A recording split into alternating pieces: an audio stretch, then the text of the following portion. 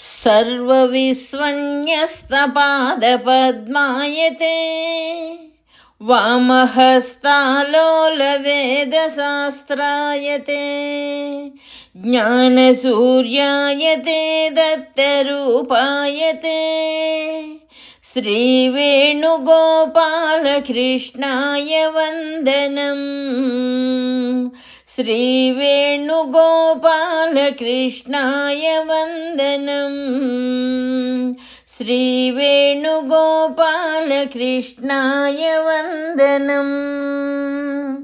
శ్రీ దత్తస్వామి వారి దివ్య సందేశము. గురువు సద్గురువు మొదటి భాగము. ఈనాడు అవతార పురుషులుగా పిలువబడేవారు గురువులు పేరుకు తగ్గట్లుగా పరిపూర్ణముగా సిద్ధిని పొందనివారు. కీర్తి కోసము శిష్యుల లేక భక్తుల సంఖ్య పెంచుకొనుచు వారి యొక్క పూజల చేతను స్తుతుల చేతను తమ యొక్క అహంకారమును పెంచుకొనుచు సాధనా మార్గములో దారిలోనే పతితులగుచున్నారు. పరిపూర్ణ సిద్ధిని సాధించిన సిద్ధుడు వేరు, క్రింద వారిని ఉద్ధరించుటకు దిగివచ్చిన అవతార తత్వము వేరు. సాధనలో కొంత దూరము పోయి కొన్ని సిద్ధులు లభించగానే వాటిని దుర్వినియోగము చేయుచు అహంకారముతో అహం బ్రహ్మాస్మి అనుచున్నారు. 100 మెట్లు ఉన్న మార్గమున ఒకడు పైకి ఎక్కుచు 10వ మెట్టున ఆగిపోయినాడు. మరి ఒకడు 100 మెట్లు ఎక్కి 10వ మెట్టుకు దిగివచ్చినాడు.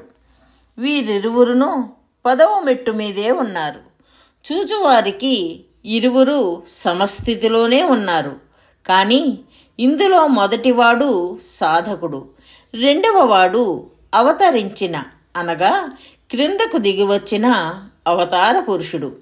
మొదటివాడు 11వ మెట్టునే ఎక్కలేడు. రెండవవాడు అవసరమైనచో 11వ మెట్టు పైన ఉన్న అన్ని మెట్లను క్షణకాలములో పరుగుతో ఎక్కగలడు. అయితే 9వ మెట్టున ఉన్న వారిని 10వ మెట్టు ఎక్కించుటకు ఇరువురూ సరిపోదురు. ఒకడు 10వ తరగతి ఉత్తీర్ణుడై 7వ తరగతి క్లాసుకు ఉపాధ్యాయుడిగా వచ్చినాడు. మరి ఒకడు హై స్కూలు, కాలేజీ, యూనివర్సిటీ చదువులన్నీ చదివి యూనివర్సిటీలో ఉన్న క్లాసుకు ఉపాధ్యాయుడైనాడు. ఈ యూనివర్సిటీ ఉపాధ్యాయుడు యూనివర్సిటీ క్లాసులకు మాత్రమే కాక దాని క్రిందనున్న కాలేజీలోనూ మరియు దాని క్రిందనున్న హై స్కూలులోనూ ఉపాధ్యాయుడిగా పనిచేయగలడు. 10వ తరగతి చదివి స్కూలులో ఉపాధ్యాయుడైన వాడు ఆ స్కూలు విద్యార్థుల చేత గురువు అని పిలువబడును. అతడు గురుస్థానములో ఉండి స్కూలు విద్యార్థుల పూజలను అందుకొనుచుండును.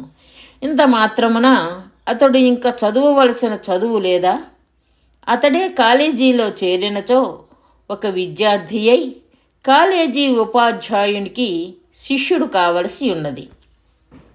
అదే విధముగా సాధనలో 10వ మెట్టునకు చేరి 9 మెట్ల వరకు ఉన్న సాధకులకు గురువుగా ఉన్నప్పటికీ దాని చేత అహంకరించక మనస్సులో తానును సాధకుడేనని తెలిసి సాధన చేయవలెను.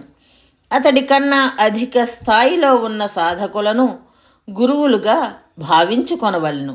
అట్లుగాక 10వ మెట్టునే 100వ మెట్టుగా భావించిన అహంకారముతో కళ్ళు కమ్మి అతడు ఆ 10వ మెట్టునే ఆగిపోవలసి వచ్చును. కానీ ఒక యూనివర్సిటీ ఉపాధ్యాయుడు ఒక స్కూలుకు టీచర్గా వచ్చినచో అతడికి ఈ నియమములు వర్తించవు. అతడింక చదవవలసిన పని లేదు. కావున అవతార పురుషుని చూచి సాధకుడు పులిని చూసి నక్కవాత పెట్టుకున్నట్లు భ్రమలో పడరాదు. కావున ఈనాటి ఆధ్యాత్మిక పరిస్థితి చాలా దారుణముగా ఉన్నది. 2వ మెట్టు ఎక్కినవాడు అదియే 100వ మెట్టుగా భావించి మొదటి మెట్టున ఉన్న వారి చేత గురువు, దైవము అని పిలిపించుకొనుచు అహంకారముతో కీర్తి కొరకు అహర్నిశము ప్రయత్నించుచున్నాడు. ఇట్టివాడు మొదటి మెట్టువాడిని ఎక్కించు సేవ చేయుచున్నను వాని అహంకారము వలన పతితుడగుచున్నాడు. శ్రీదత్త భగవానుడు అవతరించినప్పుడు ఆయనను గుర్తించు ప్రధాన లక్షణము ఏమనగా ఆయన యొక్క వినయమే. నీవు ఎన్ని స్తోత్రములు చేసినను ఆయనలోనికి అహంకారమును ఎక్కించలేవు.